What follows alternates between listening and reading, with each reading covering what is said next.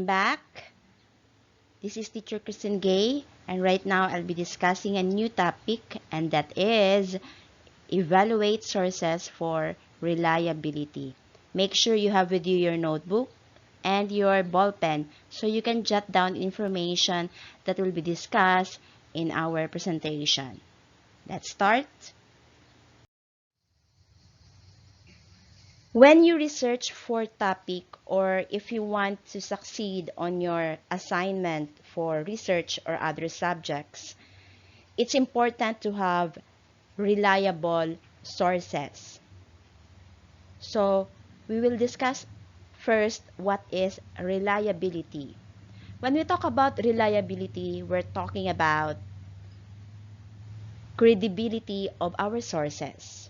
We're talking about the trustworthiness of our sources, and we also are talking about how the topic is discussed in an objective way, whether coming from the books, the articles, journals, or websites. Finding reliable sources is extremely important to ensure that we understand the truth, everything in it, about the topic we are researching. Only then that we can provide the most accurate information. It can be difficult to determine the reliability of the sources because sources can fall within the range of reliability. Some sources are completely unreliable, and some sources are highly reliable. But there are many sources that fall somewhere in between.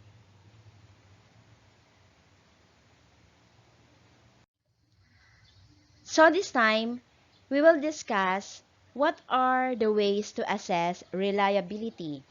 We have the acronym CRAAP. C stands for currency, R stands for relevance, A stands for authority, the second A stands for accurate, and the P stands for purpose. So these are our criteria. For you to remember them, you can just remember the acronym, and that is CRAAP. Okay? Let's discuss further these criteria. The first criteria that we will be discussing is currency. Currency focus on checking the information that we found, such as the date it was published, is it updated or revised, is it out of date for the topic. In some cases, it's helpful to consider the date of publication of a source. Example, an original document created at the time of historical event may be more accurate than a secondary written some years later. Scientific understanding can change over time too, so it's important to be aware of any recent findings that may contradict previous conclusion. Current events. Information from that area can change quickly, so sometimes recent sources have the most up-to-date and accurate information. This time, let's talk about relevance. When we talk about relevance, the first thing that you needed to check is who will be the receiver of your information. If you already have that, then you'll need to look for resources that are intended to that audience that you have checked. How much information is presented in that resources that you have found. Does it provide a very detailed analysis or it only gives superficial treatment? Is the information you've seen or research is related or relevant to your topic? Is it appropriate for the readership? When we talk about readership, we're talking about the group of people that will be receiving your information. So that's all about relevance, the relationship of the information to the topic that is given to you. This time, let's talk about authority. Not all books or journal articles in an academic library are scholarly. So let's determine the author, the editor, or publishing organization of all the resources that we gathered. It's important that the author is an expert on the topic. Try to learn more about the author's education, experience in the field. For journal, let's check if the articles are peer-reviewed or they have an approval from other experts in the field. For books, are they published by scholarly press or popular press or self-published? So this talks about the writers of the articles, the informations that you have found, because that's also important. Because if the author is discussing a certain topic and his expertise is not in that certain topic, so meaning the idea that is presented are just shallow. Okay, so let's check the writers and authors of those resources that we've gathered. This time, let's talk about accuracy and verifiability. In here, you'll try to check if the source match your understanding of the topic.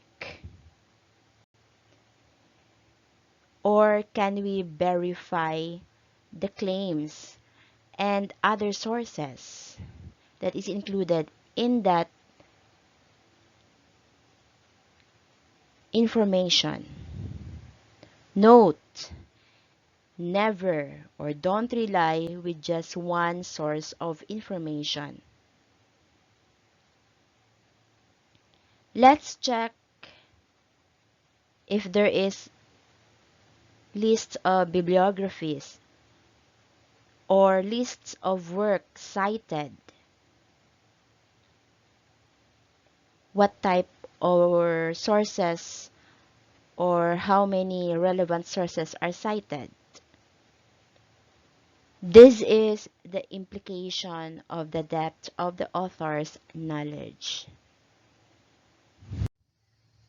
Let's talk about the last among the criteria that we have. Purpose or objectivity. When we talk about purpose or objectivity, we're talking about, yes, the purpose of the author or the publisher. Is it stated there? Is the subject approached from an objective standpoint, or maybe it's subjective? It's important to determine the author's purpose because sometimes they disguise their idea to make it a credible one. Does its sole purpose is to inform, educate the readers, or does the author also meant to persuade, entertain, or sell something to the audience.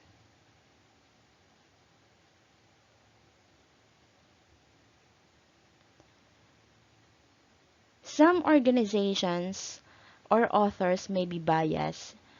This means that the author has such strong feelings or beliefs about the topic.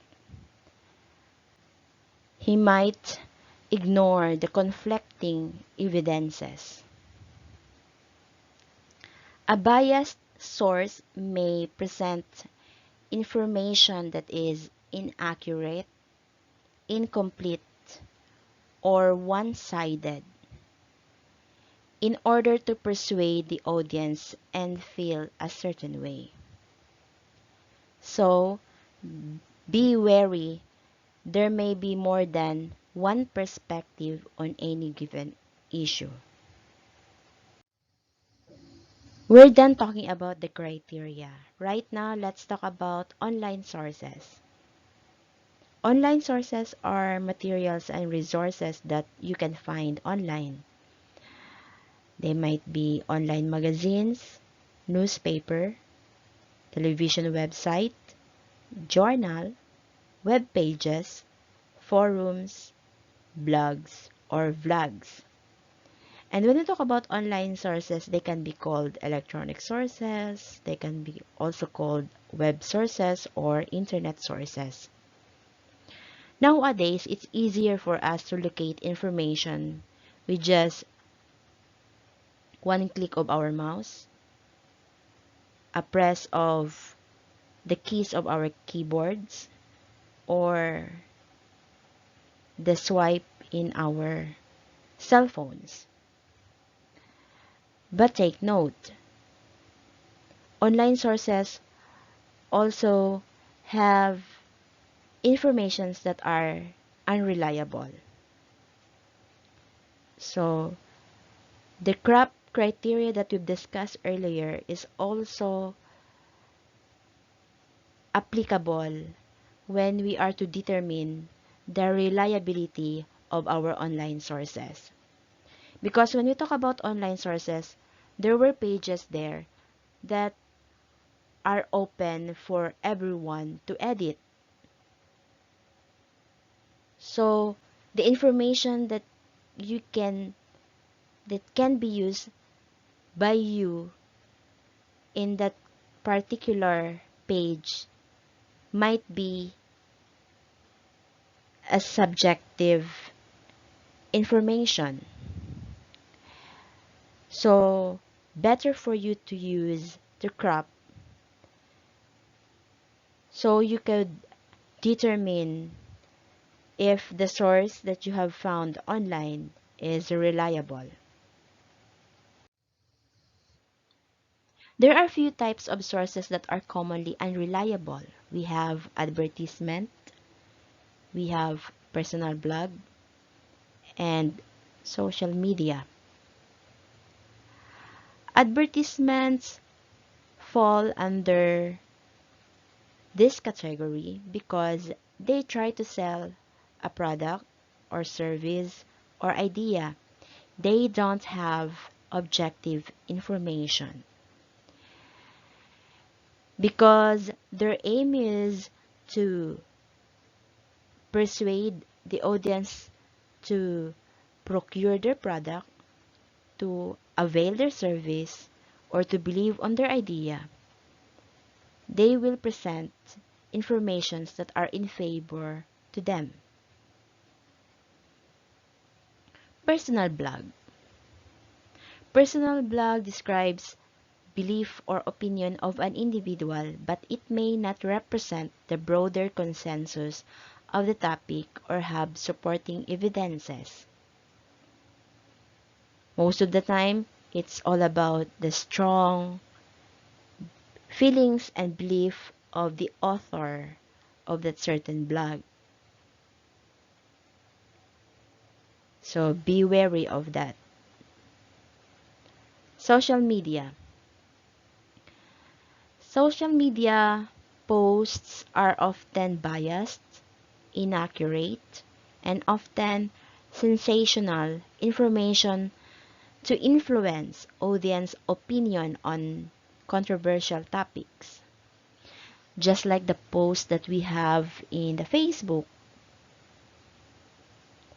or in the Twitter or other social media platforms.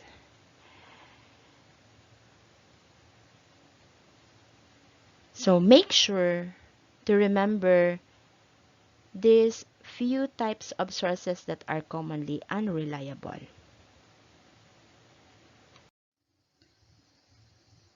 And so, to help you ensure that you're using a quality resources of information, remember the CRAAP or the currency, relevance, authority, accurate, and purpose, because these are the things that can help you determine and evaluate the reliability of your resources.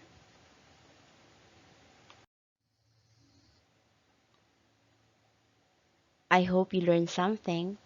Thank you for watching. Bye.